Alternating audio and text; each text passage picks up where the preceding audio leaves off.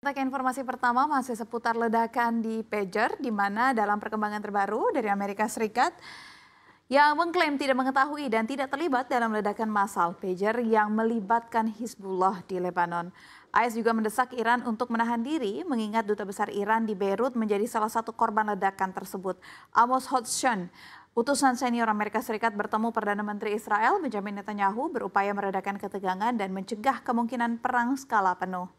Namun, pernyataan Miller menegaskan bahwa Hizbullah adalah sasaran yang sah untuk serangan, mengingat status mereka sebagai organisasi teroris di mata Amerika Serikat. Sebagai sekutu dekat dengan Israel, Amerika Serikat telah menentang Iran sejak revolusi Islam di 1979. Di sisi lain, Presiden Iran baru, Masoud Pezeshkian, yang dikenal sebagai reformis, menyatakan niat untuk memperbaiki hubungan dengan Amerika Serikat, termasuk kemungkinan pemulihan perjanjian nuklir 2015. Ketegangan ini terus mempengaruhi dinamika politik di kawasan dan situasi tetap membutuhkan perhatian global.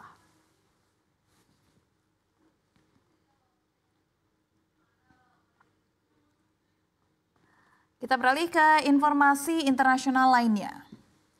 Amerika Serikat dan Jepang semakin dekat untuk menyepakati pembatasan ekspor teknologi chip ke China. Langkah ini diambil setelah kekhawatiran di Tokyo mengenai potensi balasan dari Beijing terhadap perusahaan-perusahaan Jepang. Belanda juga baru saja memperluas pembatasan ekspor peralatan pembuat chip dari ASML ke China yang sebelumnya telah menerapkan pembatasan pada produk tertentu. Kini China kesulitan untuk membeli alat litografi canggih dari ASML yang merupakan salah satu pemasok utama. Menteri Perdagangan Belanda, Reinhard Klever, mengatakan bahwa keputusan ini diambil untuk melindungi keselamatan nasional. China sebagai klien terbesar ketiga ASML menyumbang 20% dari pemesanan produk tersebut. Pemerintah Xi Jinping mengekspresikan kekecewaan terhadap langkah Belanda dan menuduh Amerika Serikat terus menekan sekutunya untuk memperketat kontrol ekspor. Kementerian Perdagangan China menegaskan bahwa tindakan ini merusak kerjasama bilateral dan meminta Belanda untuk tidak menyalahgunakan kontrol ekspor. Hingga saat ini respon resmi dari pemerintah China terkait rencana Amerika Serikat dan Jepang belum diumumkan. Kita akan terus memantau perkembangan situasi ini.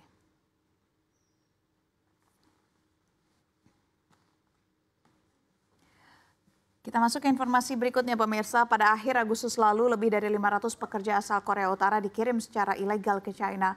Laporan terbaru dari panel ahli sanksi Korea Utara, Perserikatan Bangsa-Bangsa, mengungkapkan sekitar 100.000 pekerja korut masih aktif di 40 negara, termasuk China dan Rusia, dan menghasilkan devisa bagi negara mereka. Seorang penduduk di Dandong, China menyebutkan bahwa 500 pekerja akan ditempatkan di 3 perusahaan di Hongchun. Sebelum pandemi COVID-19, pemerintah Kim Jong-un rutin mengirim pekerja ke luar negeri. Tetapi pengiriman tersebut seharusnya dihentikan pada akhir 2019 berdasarkan resolusi Dewan Keamanan PBB 2397. Resolusi ini menegaskan bahwa semua pekerja korut harus kembali ke negara mereka dan tidak ada visa kerja baru yang dapat dikeluarkan. Namun selama pandemi, banyak pekerja terjebak di luar negeri setelah Korut menutup perbatasannya. Situasi ini menunjukkan tantangan yang dihadapi oleh penegakan sanksi internasional terhadap Korea Utara.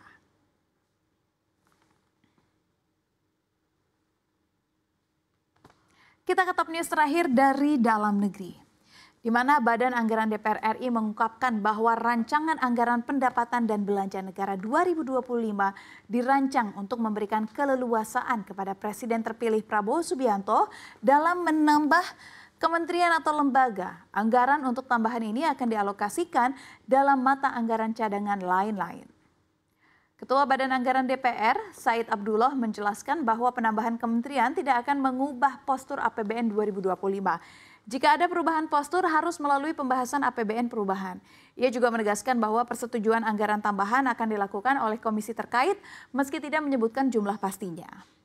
Sebelumnya DPR dan pemerintah telah menyepakati RUU APBN 2025 dalam pembicaraan tingkat 1.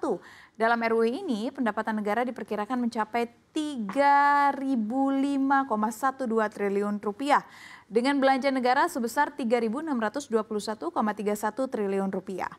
Kabarnya pemerintah Prabowo Gibran berencana menambah jumlah kementerian menjadi 44, didukung oleh revisi Undang-Undang Kementerian Negara yang menghapus batasan jumlah kementerian. Rapat paripurna untuk mengesahkan RUU APBN 2025 dijadwalkan berlangsung pada 19 September 2024.